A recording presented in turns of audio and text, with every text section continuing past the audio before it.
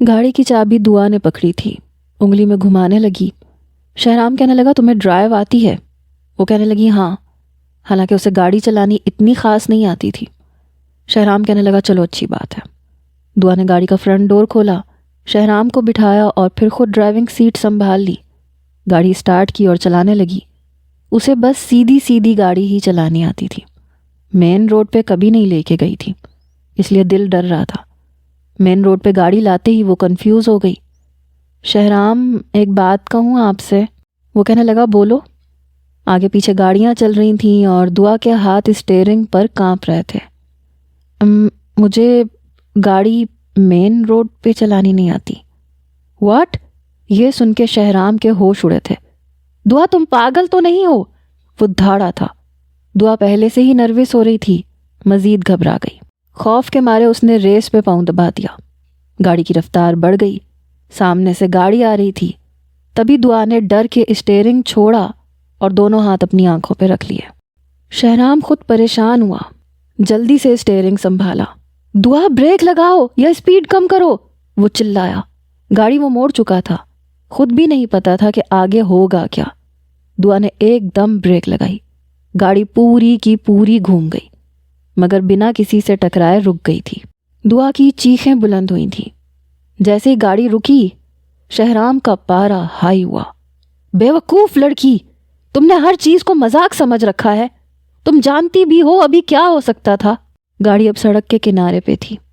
ہمارا بہت برا ایکسیڈنٹ ہو سکتا تھا، گاڑی کو آگ لگ سکتی تھی، کچھ بھی ہو سکتا تھا۔ شہرام چلایا، اترو گاڑی سے نیچے۔ پھر خود بھی لاک ٹٹولتے ہوئے گاڑی کا لاک کھول کے باہر نکلا۔ دعا بھی گاڑی سے باہر نکل چکی تھی۔ گاڑی کا ایک کونا دیوار سے ٹکرایا تھا۔ شہرام نے دعا کا ہاتھ پکڑا اور سامنے آنے والی کیب کو روک کر اسے پیچھے بیٹھنے کو بولا۔ خود ٹیکسی ڈرائیور سے آگے کا دروازہ کھولنے کے لیے کہا، پھر آگے بیٹھ کے اپنے گھر کا ایڈریس بتایا۔ دعا چپ چاپ بیٹھی تھی۔ جیسے ہی ٹیکسی بنگلے کے باہر کھڑی ہوئی تو دونوں ہی اتر چکے تھے۔ دعا مین گیٹ تک جانے لگی جب شہرام نے اسے پکارا، کہنے لگا ادھر آؤ۔ وہ بڑی خاموشی سے اس کے پاس آ کے کھڑی ہو گئی۔ اپنی غلطی پہ بہت شرمندہ تھی۔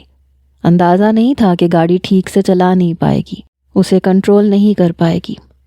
کہنے لگا یہ بٹوا پکڑو اور پیسے دے دو، کیونکہ مجھے نظر آنے والا نہیں ہے۔ یہ کہہ کے وہ دروازے کی طرف بڑھ چکا تھا۔ پیسے دعا نے ہی ٹیکسی ڈرائیور کو دیے۔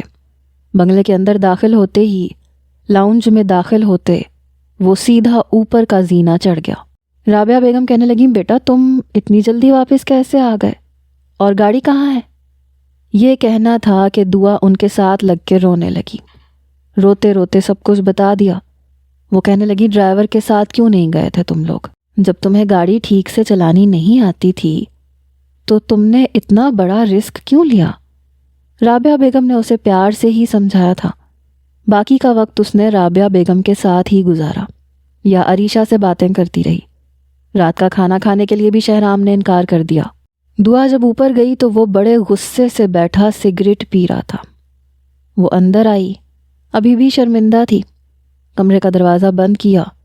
آہٹ کی آواز پہ اس نے دروازے کی طرف دیکھا۔ کہنے لگا آج کے بعد میرے ساتھ کسی قسم کی ضد مت کرنا، میں تمہارے ساتھ کہیں نہیں جاؤں گا۔ دعا کہنے لگی غلطی میری تھی، ہمیں ڈرائیور کے ساتھ ہی جانا چاہیے تھا۔ وہ کہنے لگا مجھے کہیں نہیں جانا، تمہیں اتنی سی بات سمجھ میں نہیں آتی کہ میں تمہیں پروٹیکٹ نہیں کر سکتا۔ ایک اندھا شخص تمہاری زندگی میں صرف اندھیرا پھیلا سکتا ہے، تمہیں کوئی خوشی نہیں دے سکتا۔ مجھے میرے حال پہ چھوڑ دو۔ ارے جب میری محبت نے مجھے اپنانے سے انکار کر دیا، عقل مندی کا مظاہرہ کیا، تو تم کیوں حماقت کر رہی ہو؟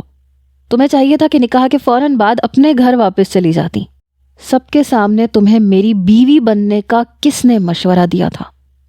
تم اپنے پاؤں پر خود کلہاڑی مار رہی ہو دعا۔ میں تمہاری حفاظت نہیں کر سکتا۔ مجھے جس قدر دھندلا نظر آتا ہے، تم میرے سامنے بیٹھ بھی جاؤ تو تمہارے چہرے کے نقوش مجھے گڈ مڈ نظر آئیں گے۔ میں تمہیں بہت پیار سے سمجھا رہا ہوں، اپنی زندگی برباد مت کرو، واپس چلی جاؤ۔ جیسے ہی یہ بات پرانی ہوگی میں تمہیں چھوڑ دوں گا۔ تمہاری شادی کسی بھی پرفیکٹ شخص کے ساتھ ہو سکتی ہے، میری خاطر اپنی زندگی برباد مت کرو۔ یہ مت سمجھو کہ میں تمہاری ڈھال بن سکتا ہوں۔ دعا کہنے لگی کہہ لیا آپ نے جو کہنا تھا یا کچھ اور بھی کہنا باقی ہے؟ وہ کہنے لگا نہیں کہہ دیا۔ وہ کہنے لگی ٹھیک ہے، غلطی میری تھی، مجھے ڈرائیونگ اتنی اچھی نہیں آتی تھی، مجھے اکیلے نہیں جانا چاہیے تھا، پھر بھی آپ نے مجھے بچا لیا۔ آپ کو کیوں لگتا ہے کہ آپ پرفیکٹ نہیں ہیں؟ آپ نے میری جان بچائی ہے، اس لیے یہ سوچنا چھوڑ دیں کہ آپ ایک نارمل انسان نہیں ہیں۔ مجھے کہیں نہیں جانا۔ شہرام کو اس کی بے وقوفی پہ حیرت ہوئی تھی۔ کہنے لگا مجھے سمجھ نہیں آتی، تم اچھی خاصی لڑکی ہو، پھر اپنی زندگی اپنے ہاتھوں سے برباد کر رہی ہو۔ شاید روحان کی باتیں تمہارے دل کو لگی ہیں، شاید اس کی بے وفائی کی سزا تم اسے اس طرح سے دینا چاہتی ہو کہ اسی گھر میں رہ کے اس کے بھائی کے ساتھ زندگی گزارو، اور وہ بھی ایسے بھائی کے ساتھ جو آج شاید کچھ دیکھ پا بھی رہا ہے لیکن کل کو بالکل اندھیر نگری کا مسافر ہو جائے گا۔ ڈاکٹر صاحب کہہ چکے ہیں کہ میری یہ نظر بھی جاتی رہے گی، دیکھو اسے کوئی فرق نہیں پڑے گا۔ روحان کو اس کی غلطی کا احساس دلانے کا یہ کوئی طریقہ نہیں ہے کہ تم اپنی زندگی برباد کر لو۔ دعا کہنے لگی یہ روحان کی کیا رٹ لگا رکھی ہے، وہ میرے لیے کوئی اہمیت نہیں رکھتا، اور یہ بات میں آپ کو بتا چکی ہوں، نہ ہی میرا اس کے ساتھ کوئی ایسا افیئر چلا ہے کہ میں اس کے بغیر مر جاؤں گی۔ میں صرف یہ سمجھانا چاہتی ہوں کہ آپ ایک نارمل انسان ہیں، جیسے سب ہوتے ہیں، آپ سب کچھ کر سکتے ہیں، آپ مجھے پروٹیکٹ بھی کر سکتے ہیں۔ شہرام کو غصہ آیا، کہنے لگا اس کا مطلب تم شرافت سے نہیں مانو گی؟ دعا کہنے لگی نہیں مانوں گی، نہ شرافت سے مانوں گی اور نہ بدماشی سے، آپ کو جو کرنا ہے وہ کر لیں۔ شہرام کہنے لگا عجیب پاگل لڑکی ہو، اپنے ہاتھوں سے اپنی زندگی برباد کر رہی ہو۔ دعا کہنے لگی او آپ کو لگتا ہے کہ میں اپنی زندگی برباد کر رہی ہوں، تو ٹھیک ہے اپنی مرضی سے کر رہی ہوں۔ اچھا یہ بتائیں آپ نے کھانا کیوں نہیں کھایا؟ شہرام کہنے لگا میری مرضی، مجھ پہ زبردستی مسلط ہونے کی کوشش مت کرنا، نہ مجھ سے کوئی امید رکھنا۔ تمہاری مرضی ہے، جب تک چاہو پتھر سے سر ٹکرا لو، حاصل وصول کچھ نہیں ہوگا۔ میں جیسا ہوں میں ویسا ہی رہوں گا، تم مجھے بدل نہیں سکتی۔ دعا تم تھک جاؤ گی، ایک وقت میں رو گی، پچھتاؤ گی۔ اپنی زندگی برباد نہ کرو، میں تمہیں بار بار سمجھا رہا ہوں۔ دعا کہنے لگی آپ کو میری اتنی فکر کیوں ہے؟ کہہ کیوں نہیں دیتے کہ آپ کے دل میں بھی میرے لیے کچھ نہ کچھ ہونے لگا ہے، کچھ نہ کچھ جذبات تو تنگ کرنے لگے ہیں۔ وہ جان بوجھ کے موضوع بدل رہی تھی۔ میرے جذبات پتھر کے ہیں، مجھے کوئی فرق نہیں پڑتا، تمہیں اپنی زندگی برباد کرنی ہے شوق سے کرو، اٹھو یہاں سے، سونا ہے مجھے۔ دعا کہنے لگی سونے کے لیے تو بیڈ موجود ہے، صوفہ تو بیٹھنے کے لیے ہوتا ہے، اور میں ابھی سونے کا ارادہ نہیں رکھتی، مجھے تو ابھی بیٹھنا ہے، اس لیے میں صوفے پہ بیٹھوں گی، جب نیند آئے گی تو بیڈ پہ آ جاؤں گی۔ آپ کو نیند آ رہی ہے تو جائیں بیڈ پہ جا کے سو جائیں۔ دعا کی ڈھٹائی پہ شہرام کا غصہ بڑھا تھا۔ اگر میں بیڈ پہ سوؤں گا تو تمہیں سونے نہیں دوں گا۔ شہرام کے کہنے کا مقصد تھا کہ اگر میں بیڈ پہ سوؤں گا تو تم نہیں سوگی، لیکن دعا نے اس کا الٹا مطلب لیا۔ ہیں واقعی؟ کیا پوری رات آپ مجھے اپنی محبت سے نوازتے رہیں گے، بالکل بھی سونے نہیں دیں گے؟ یہ کہہ کے وہ ہنسنے لگی، کہنے لگا بہت بدتمیز لڑکی ہو۔ یہ کہہ کے وہ اٹھ کے بیڈ پہ لیٹ گیا۔ کچھ دیر میں وہ سو بھی چکا تھا۔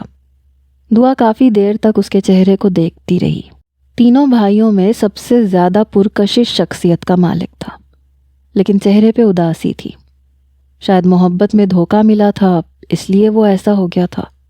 جس لڑکی کے ساتھ رہنے کے خواب دیکھے تھے، اس نے اسی عیب کو سامنے رکھ کے اسے چھوڑ دیا تھا، اس لیے اسے لگتا تھا کہ سب لڑکیاں ایسی ہی ہوتی ہیں۔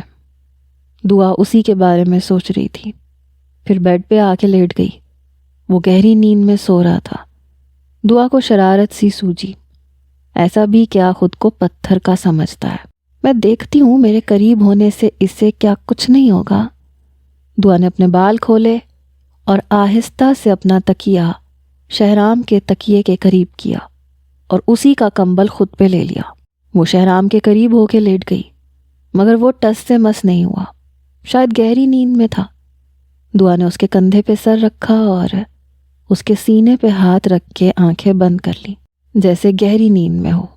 شہرام کی آنکھ کھل چکی تھی، دعا کو اپنے اتنے قریب دیکھ کر وہ بری طرح سے بوکھلایا تھا۔ دل کی دھڑکن تیز ہوئی تھی۔ اس نے دعا کا ہاتھ خود سے پیچھے کیا، پھر اس کا سر اپنے کندھے سے پیچھے کیا۔ تب تک دعا پھر سے اپنا ہاتھ اس پہ رکھ چکی تھی۔ دعا، یہ کیا بدتمیزی ہے، ہاتھ پیچھے ہٹاؤ۔ دعا کو پھر سے اپنے کندھے پہ سر رکھتا دیکھ کے شہرام نے کہا، اتنی ٹھنڈ ہو رہی ہے شہرام، مجھے ٹھنڈ لگ رہی ہے۔ دعا اور اس کے اندر سمٹی، مگر وہ بری طرح سے جھنجھنایا تھا۔ جتنا اس لڑکی سے پیچھا چھڑوانا چاہتا تھا اتنا ہی وہ اس کے گلے لگ رہی تھی۔ دعا پلیز لیو می، مگر دعا پیچھے نہیں ہٹی۔ اس بار شہرام کا لہجہ سخت ہوا۔ شہرام اسے پیچھے دھکا دے چکا تھا، اسے اپنے آپ سے پیچھے کر کے کھڑا ہو گیا۔ دعا نے آنکھیں کھول کے دیکھا تو وہ اسے غصے سے دیکھ رہا تھا۔ کیا سمجھتی ہو تم میرے قریب آؤ گی تو میں تمہیں اپنی باہوں میں بھر لوں گا۔ تمہیں ایک بات سمجھ میں نہیں آتی کہ دور رہا کرو مجھ سے۔ اس بار شہرام کا لہجہ بہت سخت تھا۔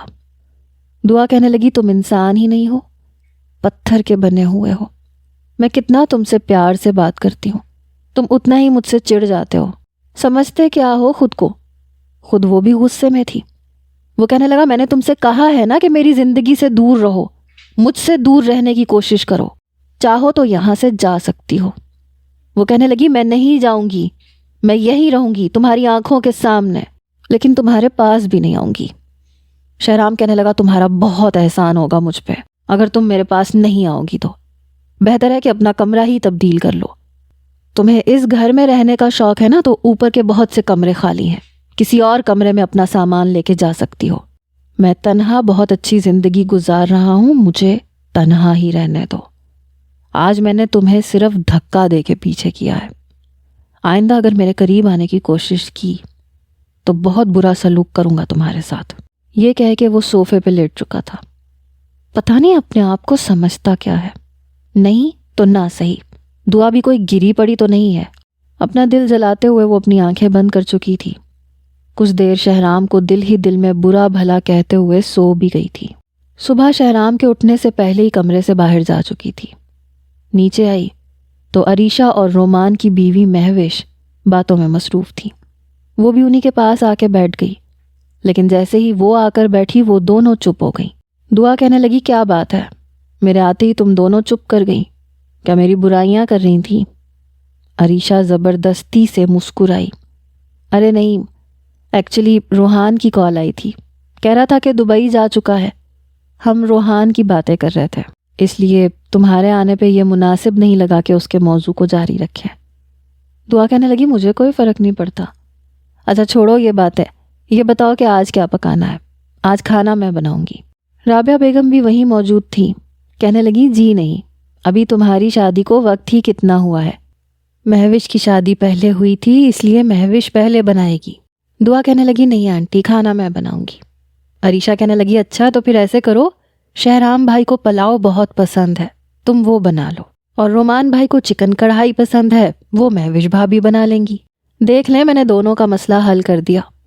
رابعہ بیگم کہنے لگی، اور تم یہاں پہ نوابوں کی طرح بیٹھو گی؟ چلو اٹھو، کچن میں میٹھا تم بناؤ۔ عریشہ کہنے لگی، واہ، میٹھا تو ان دونوں کو بنانا چاہیے۔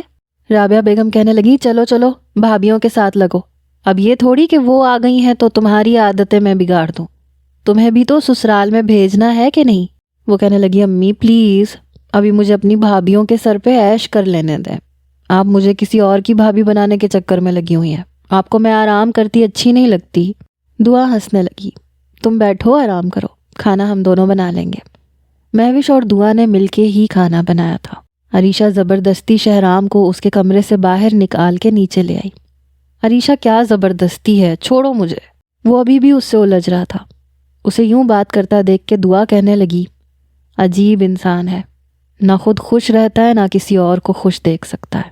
نہیں بھائی، آپ آج ٹیبل پہ بیٹھ کے ہمارے ساتھ کھانا کھائیں گے۔ عریشہ، میں کتنی بار کہہ چکا ہوں میرے ساتھ زبردستی مت کیا کرو، مجھے اچھا نہیں لگتا سب کے ساتھ بیٹھنا، میں اکیلا ٹھیک ہوں، مجھے میرے کمرے میں خوش رہنے دو۔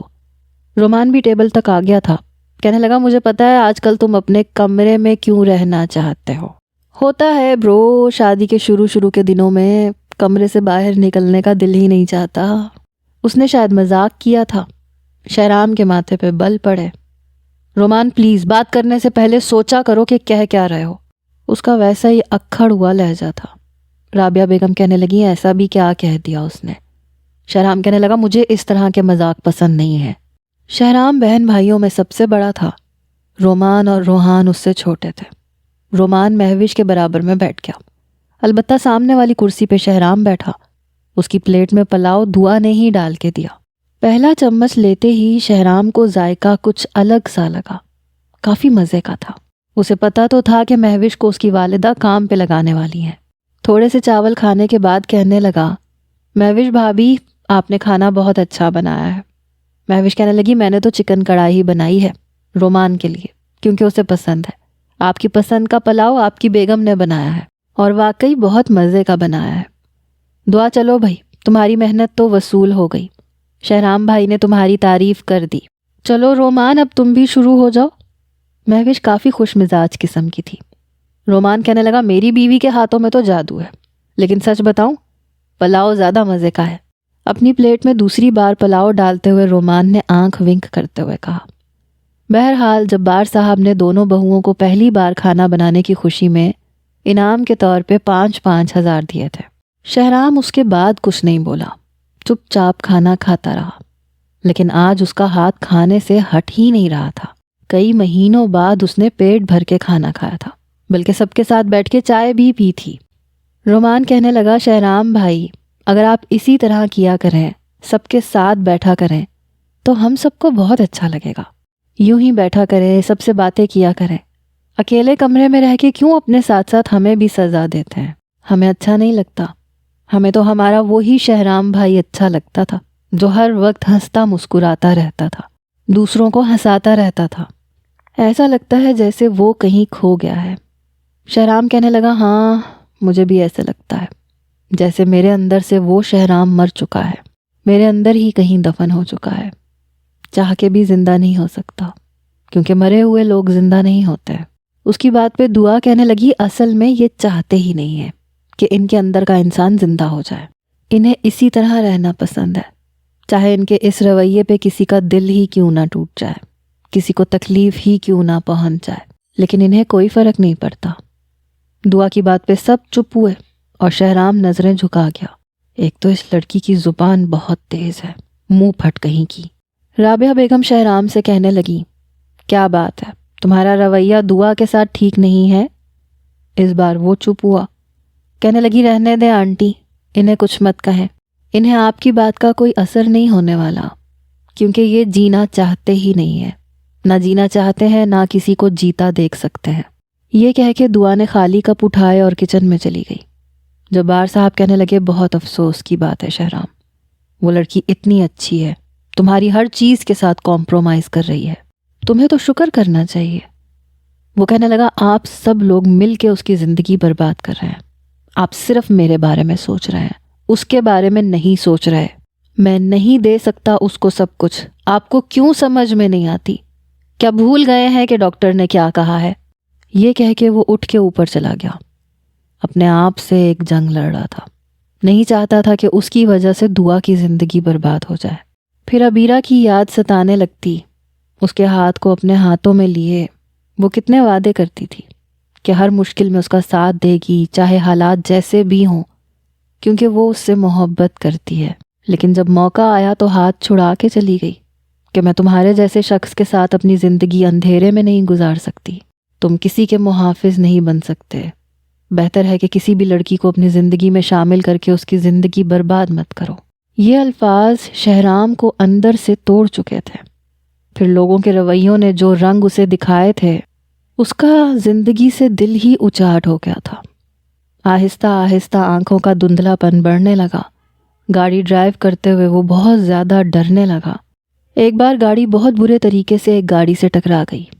تبھی جس گاڑی سے ٹکرائی تھی اس نے بہت باتیں سنائی کہ جب اندھے ہو تو پھر گاڑی کیوں چلا رہے ہو، کسی کو مارنا ہے کیا، گھر میں بیٹھا کرو، تم جیسے شخص کو باہر رہنے کا کوئی حق نہیں ہے۔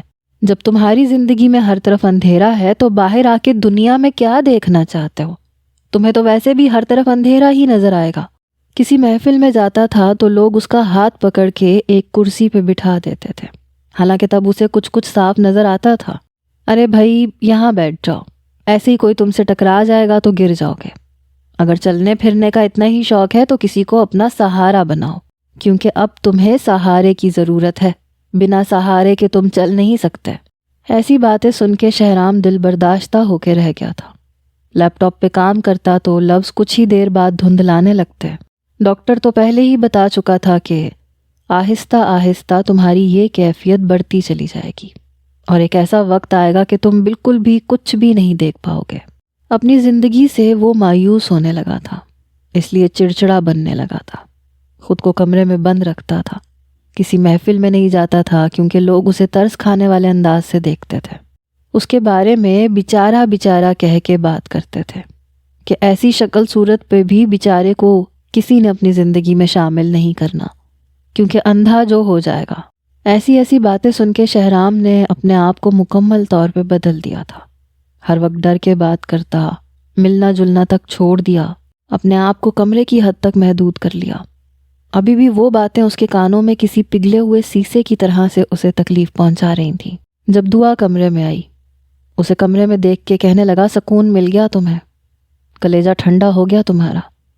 دعا کہنے لگی، نہیں، ابھی بھی آگ لگی ہوئی ہے، ابھی ٹھنڈا نہیں ہوا۔ آپ کو پتہ ہے مجھے کتنا برا لگا ہے؟ کوئی اس طرح سے اپنی بیوی کو دھکا دیتا ہے، یوں پیچھے کرتا ہے۔ سخت سے سخت دل بھی شوہر ہو نا، وہ بھی ایسے کبھی بیوی کو پیچھے نہیں کرتا۔ دعا نے اسے احساس دلانے کی کوشش کی تھی، ہاں لیکن میں ہمیشہ ایسے ہی کروں گا، اس لیے میرے قریب مت آنا۔ دعا کہنے لگی، کیوں؟ آپ کو کیا اپنی مردانگی پہ شک ہے؟ آپ کو لگتا ہے کہ آپ میرے قریب آئیں گے تو میں آپ کا یہ راز جان جاؤں گی؟ دعا کی بات پہ شہرام کے اندر آگ لگی تھی۔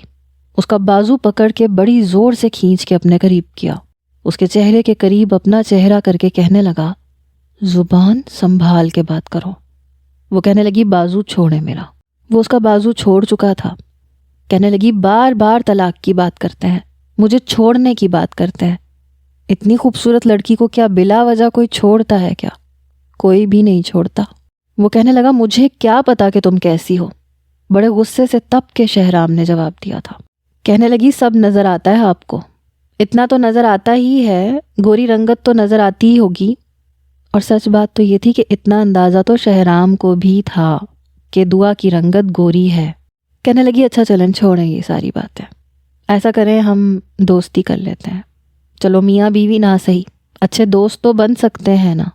دعا چاہتی تھی کہ چلو دوستی سے ہی ابتدا کرے، وہ اس کی زندگی میں خوشیاں بھرنا چاہتی تھی۔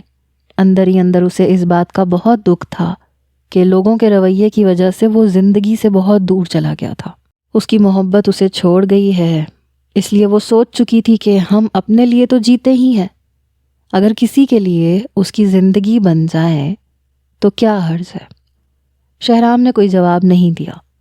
کہنے لگی، اب چپ کیوں ہے؟ دوستی کرنے کا کہہ رہی ہوں۔ کہنے لگا، ایک شرط پہ۔ دعا کہنے لگی، وہ کیا؟ کہنے لگا، تم میرے قریب نہیں آؤ گی۔ دعا کہنے لگی، ویسے بڑے چالاک ہو تم، ٹھیک ہے نہیں آتی تمہارے قریب، ہاں لیکن میں تم پہ ایسی کوئی پابندی نہیں لگاتی، تم چاہو تو میرے قریب آ سکتے ہو، مجھے چھو بھی سکتے ہو۔ پھر اپنا ہاتھ اس کے ہاتھ میں رکھ کے دبایا۔ آج سے ہماری دوستی پکی۔ لیکن شہرام نے ہاتھ جلدی سے چھڑوا لیا۔ ہاں ٹھیک ہے۔ کہنے لگی، آج کے بعد کپڑے میری پسند کے پہننے پڑیں گے۔ شہرام کہنے لگا، دے دینا جو بھی پہننا ہوگا، مجھے ویسے بھی بہت جلد یہ بھی نظر آنا بند ہو جائے گا کہ میں نے کیا پہنا ہے، لیکن تم اپنے ساتھ ٹھیک نہیں کر رہی۔ کہنے لگی، مجھے ایسی باتیں نہیں سننی پلیز۔ وہ کہنے لگا، مرضی ہے تمہاری، جب تمہیں اپنی زندگی برباد کرنی ہے تو مجھے کیا لگے، کرتی رہو، مجھے کوئی فرق نہیں پڑتا۔ دعا کہنے لگی، اچھا یہ بتائیں کہ آپ کو آئس کریم پسند ہے؟ مجھے تو بہت پسند ہے۔ کہنے لگا، میں تمہیں کہیں لے کے نہیں جا سکتا، اور رات کے اندھیرے میں تو مجھے ویسے بھی نظر نہیں آئے گا۔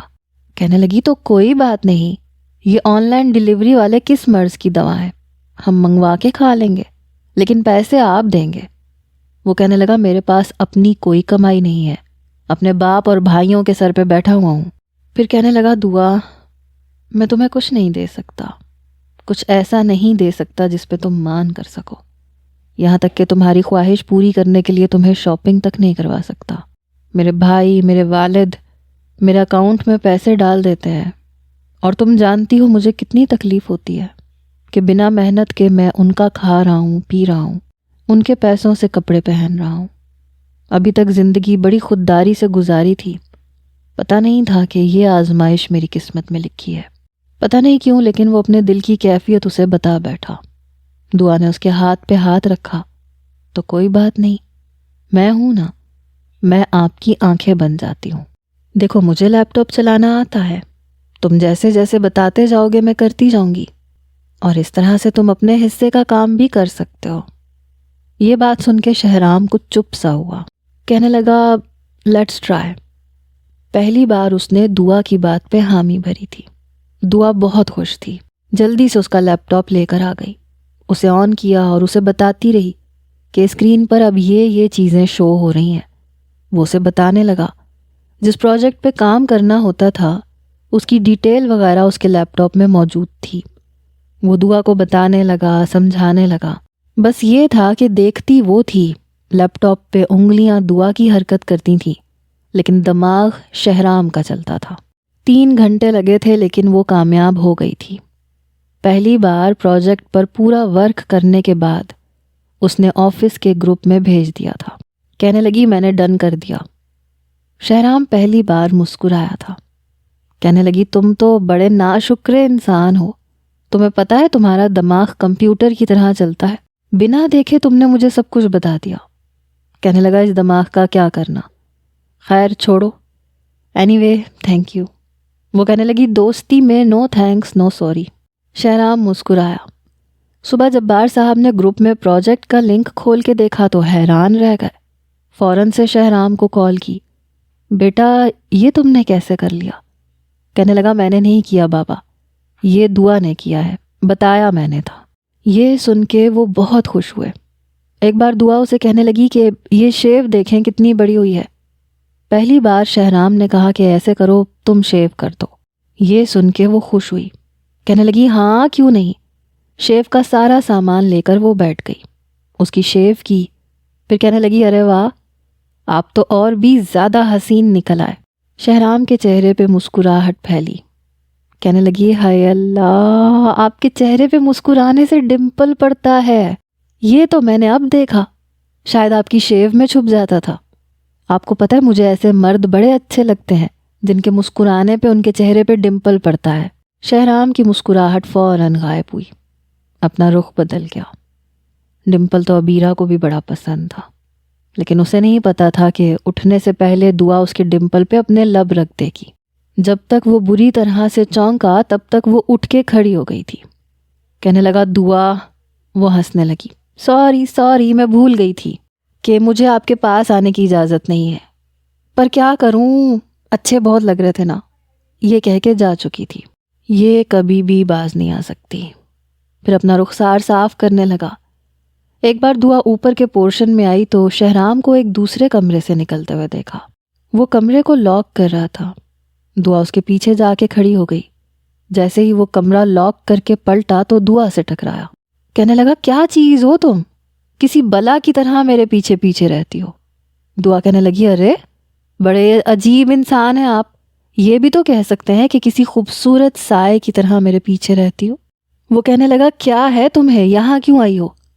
کہنے لگی یہ کمرے میں کیا ہے جس کو آپ لاک تک کر کے رکھتے ہیں؟ وہ کہنے لگا یہ میرا کچھ سیکرٹ ہے۔ کہنے لگی پھر تو میں ضرور دیکھوں گی۔ وہ کہنے لگا ہرگز نہیں۔